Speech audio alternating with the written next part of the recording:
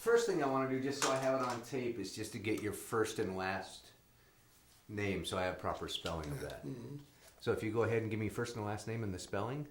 Carl, C-A-R-L, middle initial M, last name is Kramp, K-R-A-M-P.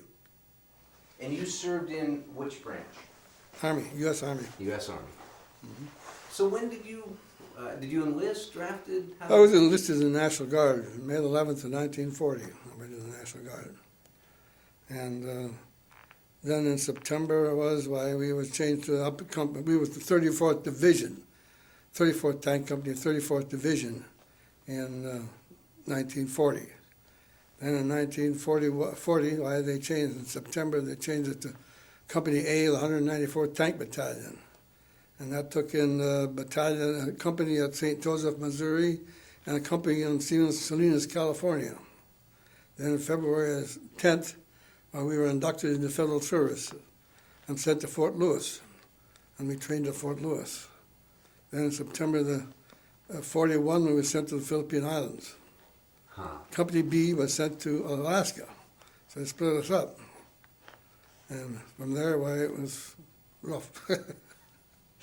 Now, you were just a kid at this. How old were you? I was 20. 20. Yes. So that's pretty much just a kid. I had my 21st birthday out of the middle of the Pacific.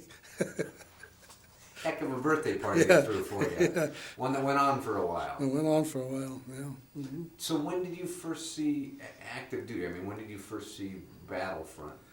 On December the 26th of 41.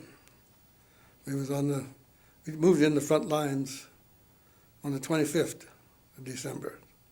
And then the 26th, when the Japanese attacked, and they surrounded us.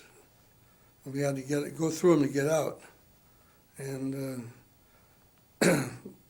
I was lost. I was not missing in action because I was supposed to follow the tank ahead of me. But the shell hit right in front of me, and I looked through a little peep slot about that wide, about that long, and about that wide. And the explosion inside and out, because we got hit on the back too at the same time, the box ammunition blew up. Well, it blinded me, and I couldn't see where the other tank had went. So when the other tank, I couldn't see him anymore, I took the first road that I could see it out of there. I figured that would be the best one to do. And we got back all right. So it might have been an advantage that you couldn't see. We did, because the rest of the tanks were all lost because the Filipinos blew the bridges and we had no engineers. And so they couldn't get the tanks across, so they had to blow up all the tanks. And they lost, our whole battalion lost their tanks there. So. You were pretty young, and I hear a lot of the vets say we were too young and too stupid to know any different. We were just doing our job. But do you remember, were you afraid? Did you have any real concept of what you were in? Not really. Not at first. Not until the first fellow was killed. Then we realized that they were shooting at us, and somebody was going to get killed. And the first guy got killed. Then we realized that it wasn't any fun anymore, because we was walking around with no steel helmets on or anything, and the mortars were flying over the head of us, and the machine gun bullets were going over the top of us. One thing, it didn't seem to bother us until the first guy was killed. Then we realized what was going on. Then we woke up to the fact that they were trying to kill us. But otherwise, like firecrackers. Kind of fun until you realize yeah. So, did you then just live in a constant fear forever, or was this a fear and then you could push that aside, or? No, you don't fear nothing. I mean, you're not afraid. Well, I learned to play pinochle on baton, and the shells were going over the top of us. We'd listen, see, well, that's not going to come anywhere near us. Then we'd listen, and another one would come over. Well, that's going someplace else. You could tell where they were going to go when you could hear them, and so we didn't bother us any. But because I don't know what it is about it, but a person gets used to it, and the fear is practically gone. But so I can't explain it any other way. Is it partly because in your mind it wasn't going to happen to you? I guess that was it. Huh. What about when you look back on it? Do you have in retrospect, do you have a fear of thinking, Well, I do, yes. You do with that. Now, I do this down there every night. You always think back of what happened to you. And I hate it, but I hate to do it, but my brain runs back to it. And why, I don't know. And I'd like to be able to forget it, but it just doesn't seem to do it. huh? You know, so. Now, you were captured, Yes. Mm-hmm. and how did that happen? I was in the hospital. I wasn't wounded, but I had boils. So I was in the hospital, and the Japanese left us in the hospital, and they set the big guns around the hospital and used it so Kregidor couldn't fire back. We were hostages, you might say. So Kregidor couldn't shoot back at us. So human shield. He used a human shield, yes. Mm-hmm. Huh. And then did they remove you from the hospital eventually? And After Kregidor surrendered, they did, yes. They took us to Manila, to Bilibid prison in Manila. And then from there we went to Cabanatuan, the main camp. And then we stayed there until I went to Japan. now, at that point, did fear start to settle in? No, you get used to it. You don't know, you're going to look at the next guy laying down next to you is going to be dead the next morning or not. So it don't bother you. It don't bother you. Because you didn't know what was happening one minute to the next. Now, what was your treatment like? Because the Japanese didn't recognize the Geneva Convention. No, they didn't. They treated us just about the same way as they treated their soldiers. Rough. That was enough. We were treated like that. Because they didn't make anything easier for us than they would their own soldiers, I'd say. They treated them horrible. But at least they got food, and we didn't. That was the main thing. We just got on just enough to get by on, and that was it. And that wasn't enough to even get by on, you might say. Just enough to sustain you life in you for a while, because you get so weak you slept most of the time. But the worst part was on the hell ships.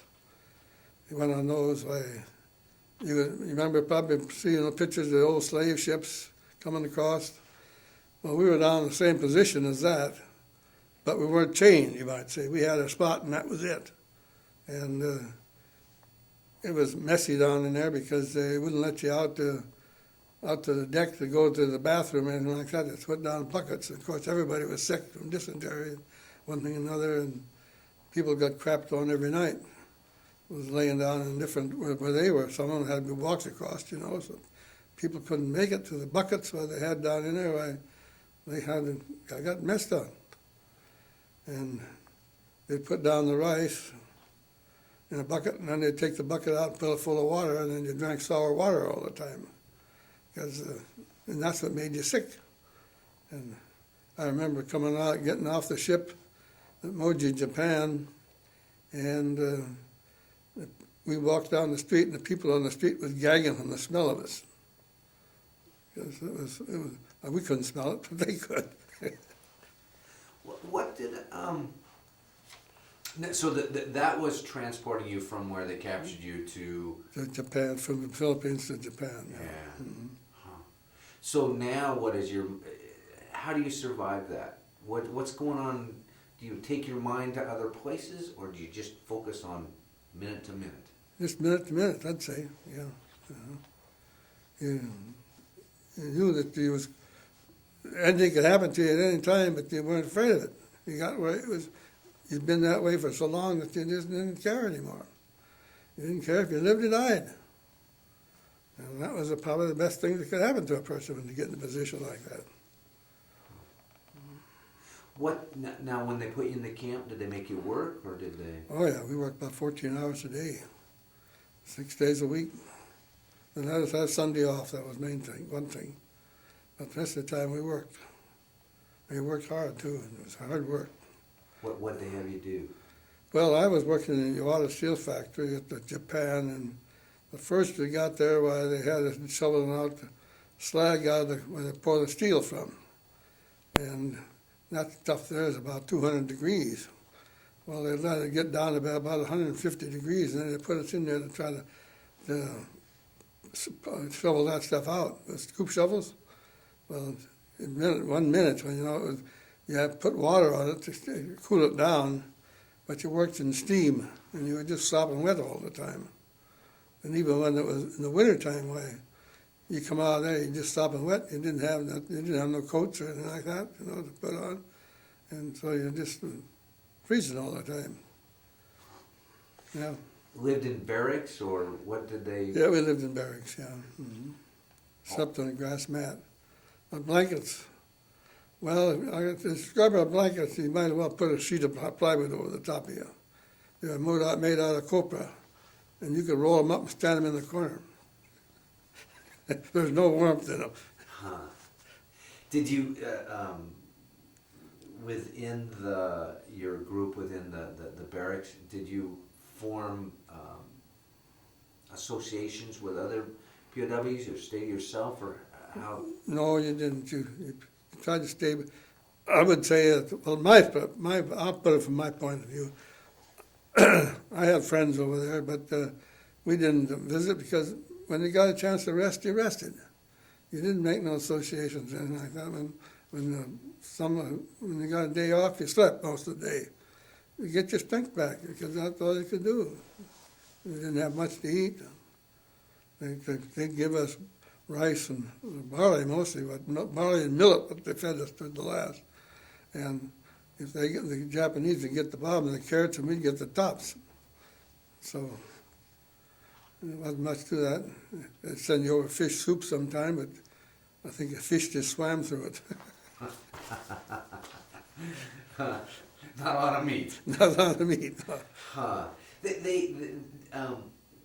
If you lost your strength and weren't strong enough to work, I know the atrocities in some of the German camps. How did they deal with that, or did you even see any of that? You went to work whether you liked it sick or not. If you were too sick to get out of bed, they'd let you stay in. But if you were just mildly sick, you went to work. They didn't have to. They just kept you going all the time. Did you have any association with the guards? I mean, were there different guards that were nice and different guards that were mean, or? Some of them, most of them were mean. But we had one guy, we called him Shorty. He didn't like the war, and he didn't like anything about it. He let us know that he didn't like the war. He said, I like the United States, he said, I don't like the war. And he'd take it and hide us sometimes from the Japanese soldiers and put one of us out in the guard duty, to watch and see if any soldiers came. If any soldiers came, we were supposed to run up and wake him up so we could get back and show us that we were working. So he was a nice guy.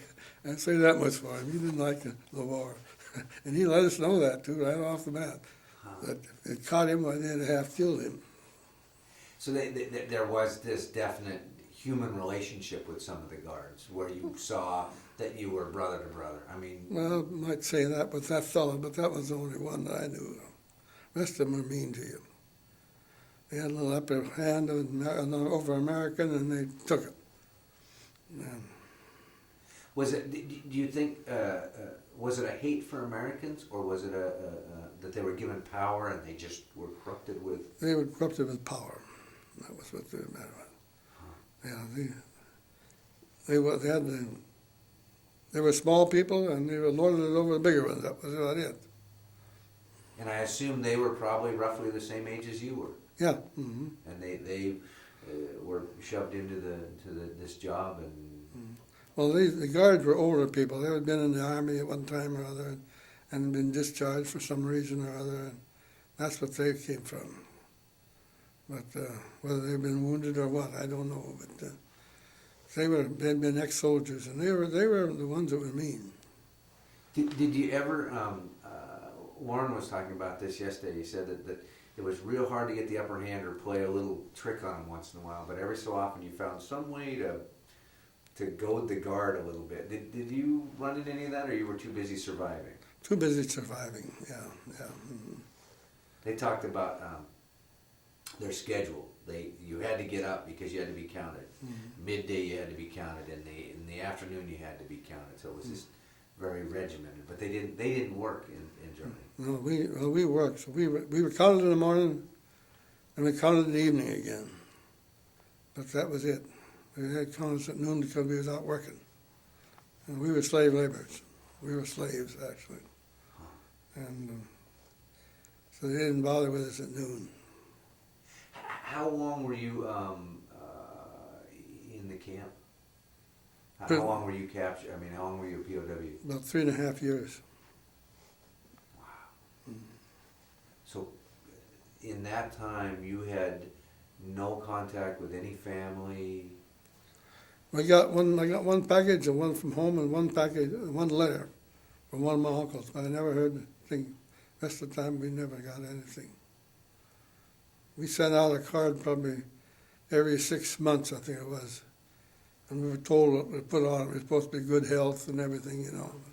And or they wouldn't send it. If they put anything else on it, they had them blocked out, and we could only check this and check that and check that. No writing or anything. Just the name of the people that it was supposed to go to. So you put your name, who it was going to, and then you checked, I'm in good health. Yeah. I'm having fun in Japan. Yeah, having fun with it. Yeah. Huh. Yeah. Do you know if any of those got to your family or anything like that? Some did, but not all of them. And then return, nothing basically got returned. No, nothing got returned. So, what was the hardest part for you of being a prisoner? Well, the sickness at first. I lost so many of them at first, you know. Probably 200 a day was dying at Cabanatuan. And the sickness, I had diphtheria and yellow jaundice, dengue fever all at the same time. And the doctor I remember the doctor's name, Dr. Schultz. He says, "You're a lucky kid." And I said, "Why am I lucky?" I said, "I know what I got." Well, he said, "This is the last shot of diphtheria serum I got." And he gave it to me, and the rest of them came in that day died. Wow. And that was why you were in the camp? Yes. Mm-hmm. So that was in the Philippines. Oh, in the Philippines. Mm-hmm. Yeah. Were you aware of dates? I mean, in the fact of, was just another day, or were you aware when like a holiday, Thanksgiving, Christmas, things that to me would Yeah, we kept track of that. I don't remember how we did that, but we kept track of it anyway. And so we knew when it was Christmas and holidays and one thing and another like that. Did you acknowledge that, or did you try to shut that off to survive? No, I don't remember anymore just what we did about that. But we had to work on those days, and nothing, because it was just our holidays were not theirs, and so we had to work on those days. But we try to remember them, one thing and another, and sit down and talk about what you like to eat. You know, that's interesting, because that's what Lauren said got them through. Yeah. Food. Mm-hmm. They talked a lot about food. We talked for food. Yeah. Mm-hmm. Buttered pancakes with syrup was his. Yeah. Mm-hmm. And he says his wife says today, he is never going to go hungry. That was the hardest thing that Yeah, that was me too. I'm not going to go hungry. Huh. People don't know what hunger is. They know hungry, but they don't know what hunger is. Hunger is when you're hungry all the time. And I don't know, people talk about hungry people in this country. Well, they're not really hungry. They're getting something, but me, hunger is on the high list. When you're hungry, you hunger for something.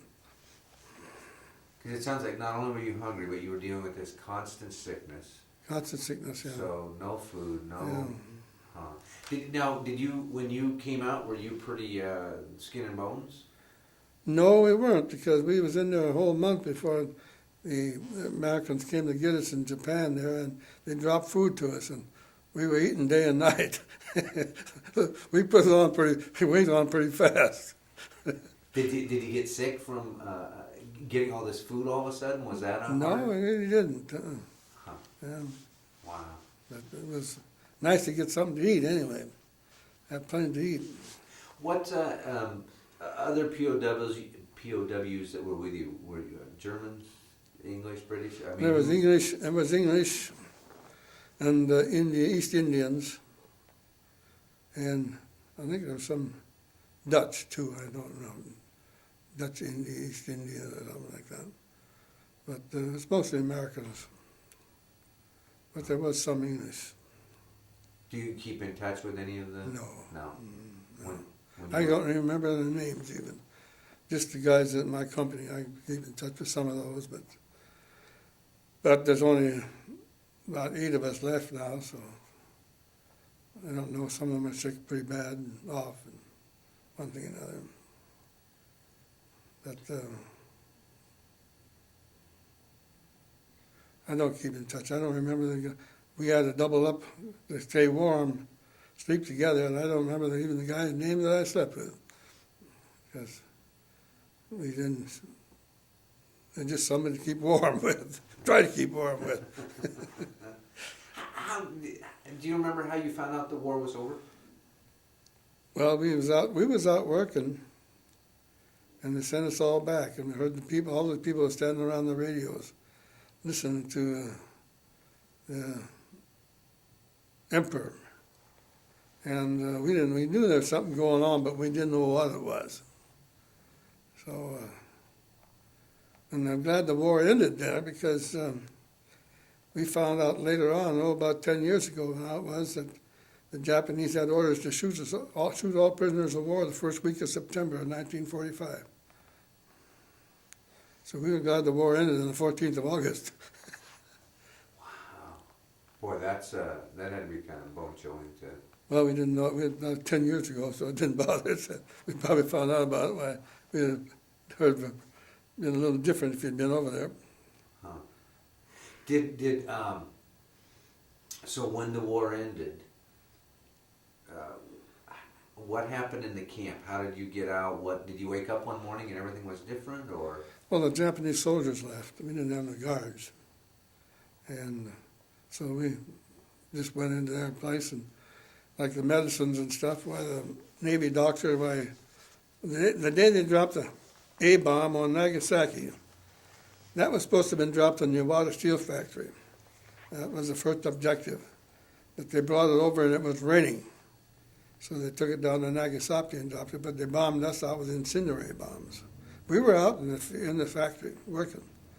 And this Navy, one guy had his arm practically blown off, so the Navy doctor had to take it off with a hacksaw and a butcher knife. And no anesthetic. And then after the Japanese surrendered, they had all kinds of medicines in there and anesthetics and one thing and another in their supplies that he didn't even know they had there. But they wouldn't give him anything. So you were working in the fields for the steel factory. Yeah. And the U.S. came in and bombed it with incendiary bombs. Yeah. Yeah, they hit I was working in the coal field at that time. Because the steel factory I was in before had been bombed out. So they brought me on shoveling coal. Well, they caught the whole coal field afire that day. So, but we didn't pay attention to it. We were sleeping in a little tin shack, and finally the shrapnel started coming through the shack, and we just put our scoop shovels over our heads and went back to sleep. You got where you didn't care anymore. Because I assumed that, your mind had to be, if I sit here, or if I run, or if I crawl, if I hide, it's all the same. Don't run. There's nothing, you're liable to get hit. You stay down on the ground. Yeah. So once the bomb was dropped, did you get the news of that? No, we didn't know what was going on. We knew something had happened, but we didn't know what. And then did you get up one morning then and the guards had all just... Yeah, they'd all left. Yeah. As I heard one gentleman I talked to was saying that the guards left because they knew that with the war being over, if they were still around, some retribution may have been. Yeah, probably that was true. Huh.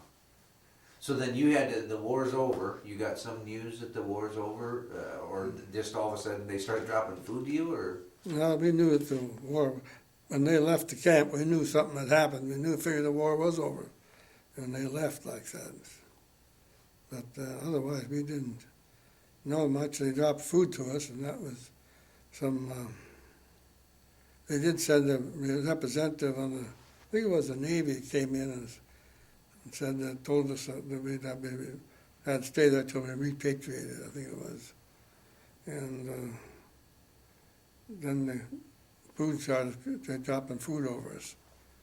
There was no sign on our buildings for POWs, so they had put signs on the building of POWs so they could know where they were, so they could drop food to us. So like on the roof you put? POW, mm-hmm. Huh. Do you remember the food, what it was that you... Oh, every kind, yeah. I can't remember. It was all canned stuff. A lot of bacon. I think there was a lot of bacon. We sure had bacon for a while. You didn't care what it was, No, just that it was food and it was good. And so then after the war ended, it was, again, historically a lot of our view is the war is over and there's these big ticker tape parades and all that. Well, yes, in New York, but here you are in Japan, war's over, and now are you wondering, how do we get home, or? Well, we knew they'd come and get us. We hoped, anyway. We hoped they'd come and get us, and they did finally. But it was on 16th September before they come and took us out. And how long did it take you to get back stateside? Oh, I was back on the stateside in the end of October. So it was still quite a while. It took quite a while, yes. Went to the Philippines first, and then to the... We went to Nagasaki from there on the train, and then we went to Okinawa by aircraft carrier, a British aircraft carrier, and we was hoping we'd heard about bully beef. We hoped they'd give us some bully beef and they'd give us rice. Just what you wanted. Just what we wanted. I gotta switch tapes here. I gotta get a drink of water. Oh, okay. Cups right down the end there full of generations to really understand a combination of things of both sides of war. I mean, there's the atrocities, but there's also things that happen that we just conceive war as being everybody's scared and all that. And here you're faced with a life-threatening situation, but yet you found some way to survive in it. You found a strength in it, and you know, if I were to write a story, I would say the bombs dropped and they ran, hiding and scared. Well, now you describe it to me. The bombs are dropping, and you know you're trying to get another couple winks of sleep. Yeah. Mm-hmm. So there's that aspect of war that gets lost also. One question that I've always wondered is, for a couple of reasons, is once the war, well, first of all, when you went over, okay, I'll back up before you became a POW, and you were fighting, who or what were you fighting? I mean, in your mind, what were you just protecting yourself, or? Well, we was fighting the Japanese. Yeah. Mm-hmm. But we couldn't. Our tanks, our small tanks, are light tanks, but we couldn't use them as a tank should be used because there was just no way through the jungle and one thing or another for those type of tanks. And so we covered as the line folded on, as the lines kept coming back into Bataan, the lines folded where we'd hold the Japanese back until the line was reestablished in another area. Then we'd retreat. But we was always the last ones out. We stayed, we was the last ones back. So that's what they used our tanks for, just to hold the Japanese back. And it caught up to us a couple of times. And we had to fight them. But What was their technology like compared to our technology? well, I'd say that our tanks were about the same as ours at that time, yeah. So you're evenly matched? They was evenly matched, but I never even seen a Japanese tank. Was that right? No, I never seen it because we didn't, there was no tank battles that I can remember over there. Were you close enough that you actually saw soldiers, the Japanese soldiers, or were you kind of separated enough between your I tanks? never seen any, no. So that aspect of war. Yeah, didn't come in as, no. Do you, when you left, after you got done with the war, did you leave with an animosity towards a country or towards a person, or what were your feelings in that way towards Well, the message of the country, and I still have it. Because they treated us bad, you know, and they could have treated us different. But like they did the prisoners in the United States, they were treated decent. Why couldn't they done that to us? But they, of course, they didn't have the even the convention. They never signed that, so they didn't have to. But they well, to tell you the truth, how they treated their own soldiers. I seen him out there one day. This Japanese master sergeant was having him walk, and this one little guy, he couldn't just stay in step. And this master sergeant hollered at him and hollered at him. Finally, the master sergeant just got mad. He went over and took his head and took his sword out and chopped his head off. The next day, they had a big funeral for him. And that's the way they treated their soldiers, you know. On the ships, their soldiers down those holes just like we were. But of course, they probably could get out on deck and one thing or another. That was the main thing. But we couldn't. Huh. That's interesting that it was a mutual disrespect, I guess, or mindset or something. Yeah. Mm-hmm. Huh. What did you think then when, because I remember when it used to be made in Japan was like terrible stuff, where nowadays... Yeah. I don't buy anything that's made in Japan if I can help it. Nothing. If I can help it, I won't buy it. Sometimes I can't help it, though, now. You need something, you have to have it made in Japan. But I don't want to buy anything and have a car, even with a Japanese name on it. Do you hold the same animosity for the Germans? No, because I don't know about what happened over in Germany. And, of course, they were captured by white men, not Orientals. Orientals have an animosity towards whites. They feel if they can get the best of them, they can. How do you feel nowadays about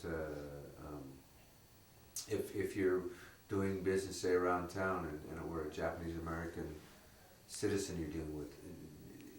I don't mind him. I had a good friend out there. Of course, he passed away. He was Japanese. I played golf with him. He was a nice guy. And his wife is nice. I don't know her yet. She's still living. And I've always got along good with him. In fact, we had fun playing golf together because you can always say, that's a rookie shot. But he'd been put in the constant camp over in Idaho, but he could speak 7 languages. So they asked him to be an interpreter, and he said, well, I won't be an interpreter until you take my wife out of that camp. And they did. And then put them and let them live about where they were. But he was an interpreter. He was a nice guy. So it sounds like your animosity is more towards a country, Yes. Mm-hmm. than a person. Yes, towards the country. Mm-hmm. Huh. That seems like sometimes it would be a hard one to disassociate. I know that some people, their animosity is just extreme, and there becomes a hatred with it. Yeah. Which, but it sounds like you don't really have. You have an angerness towards the country and towards this mindset. Yeah. Mm-hmm. Younger people today, they don't know what went on, and so it's my generation that I would have against the Japanese, you might say. They're the ones that we had to fight. That's where it seems like it would be hard today with a lot of the political correctness and all that to say that's wonderful, but we also live this, and that's a reality also. That's right. And needs to be respected. Like you said, you began to understand when you saw the first person killed, or when the first person in your group was killed, that they're trying to kill us. Yeah. Mm-hmm. And we're trying to survive. That's right. Huh. What do you, when you think back, what was your hardest part about being in the service? Well, the hardest part, I liked the service. I did, I liked it.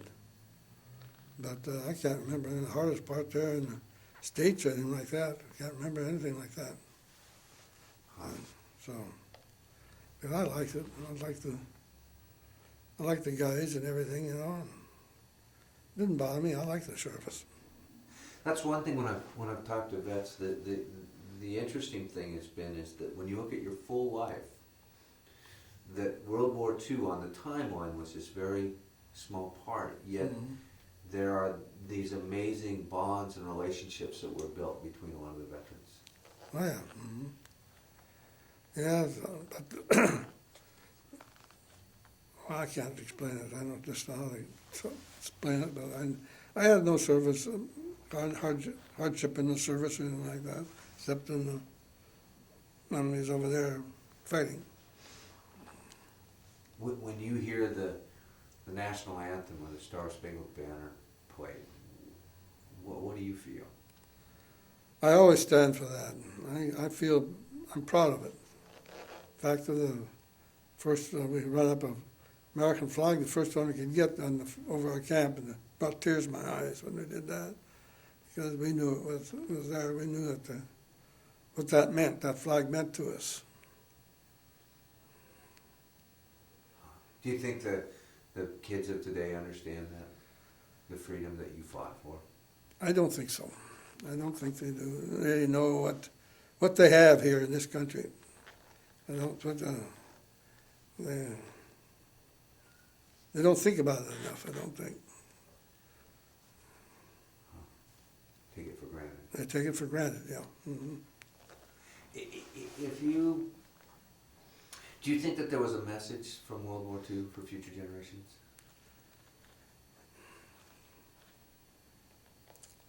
Well, I guess try to get along with one another. That's the only thing I can say.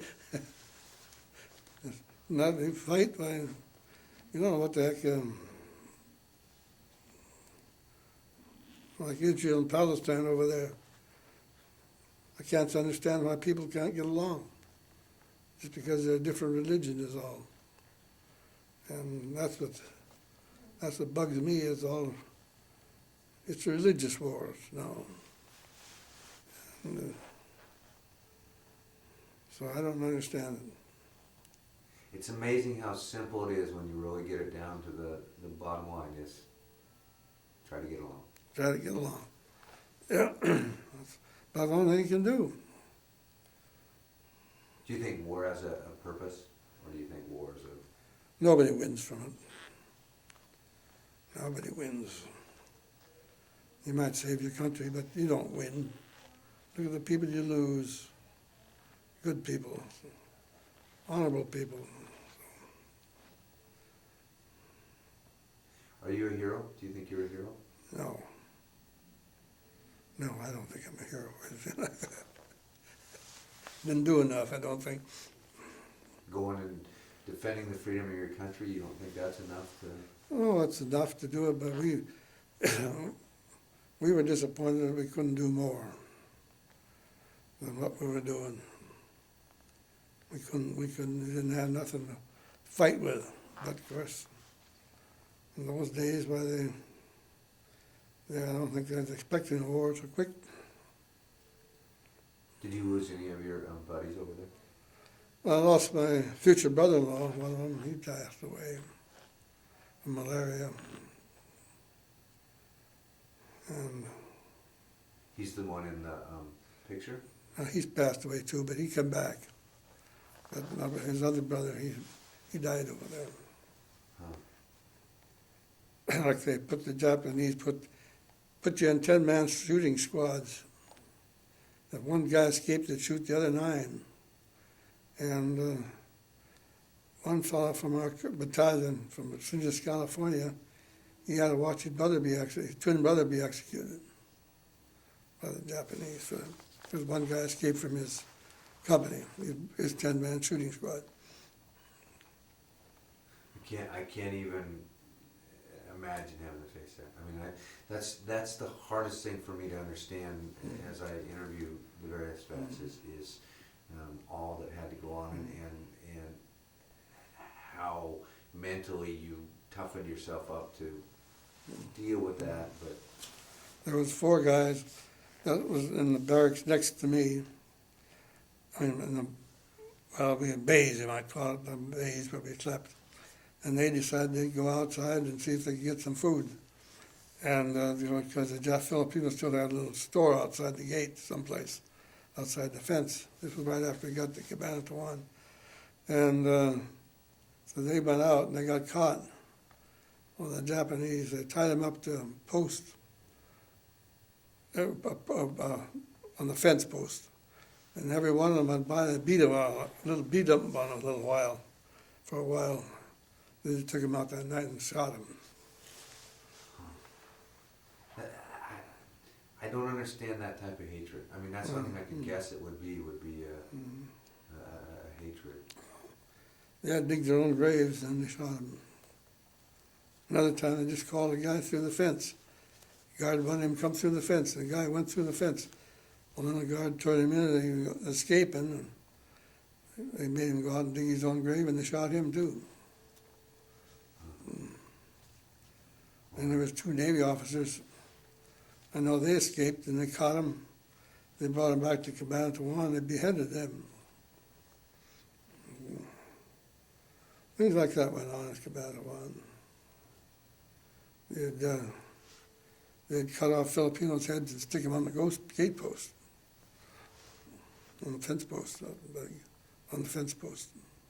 Was that, you think that was part of a psychological thing? They wanted to let you know that don't mess with us? I guess so. I guess that was it.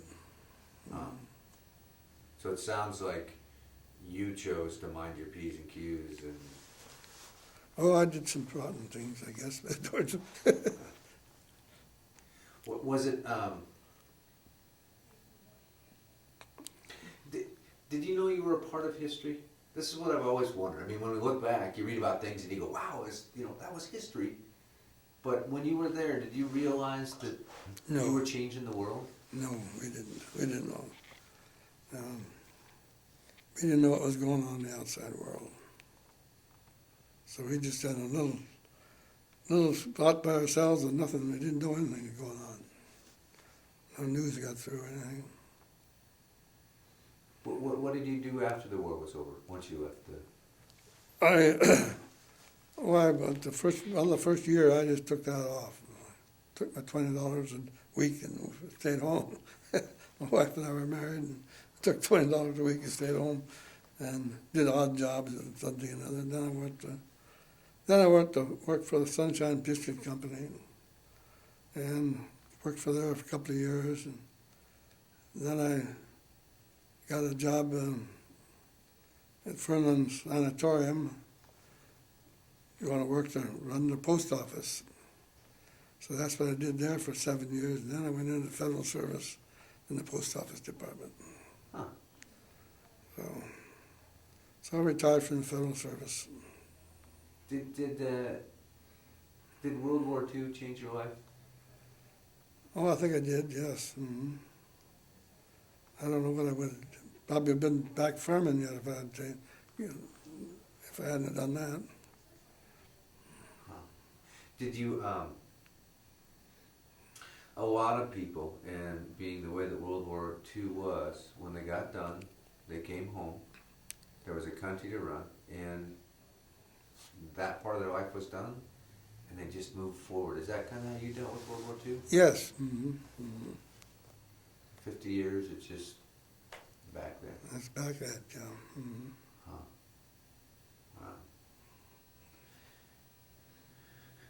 Wow. Do you have any, I always ask this one I forgot, is, were there any funny times in the service? Oh, yeah, I remember one time. We was working down south of Manila, and we were knocking down rice paddies. The Japanese were in the middle of the airfield, and we were working in gumbo mud up to our hips all day long. And the Japanese had put rock in front of the guardhouse so they wouldn't get their boots dirty from the mud. But we'd wait till we got up in front of the guardhouse and we'd scrape that mud off, onto the rocks. And so the company commander, not a company commander, but a group commander, Captain Farrell, I can remember him yet, he came to us and he told us the Japanese wanted us to do an eyes left and goose step by the guardhouse in the morning. So it rained that night, and the rocks were all slippery and everything. We was barefoot. And as we started by the guardhouse, he says, "Eyes left, goose step, goose." And we all started to laugh. Well, we slipped and slithered all over the place. They never did ask us to do that again. He did not give an order for goose stepping. You're glad they thought it was funny. Yeah. I don't know if they thought it was funny or not, but they never asked us to do it again. Wow. Well, great.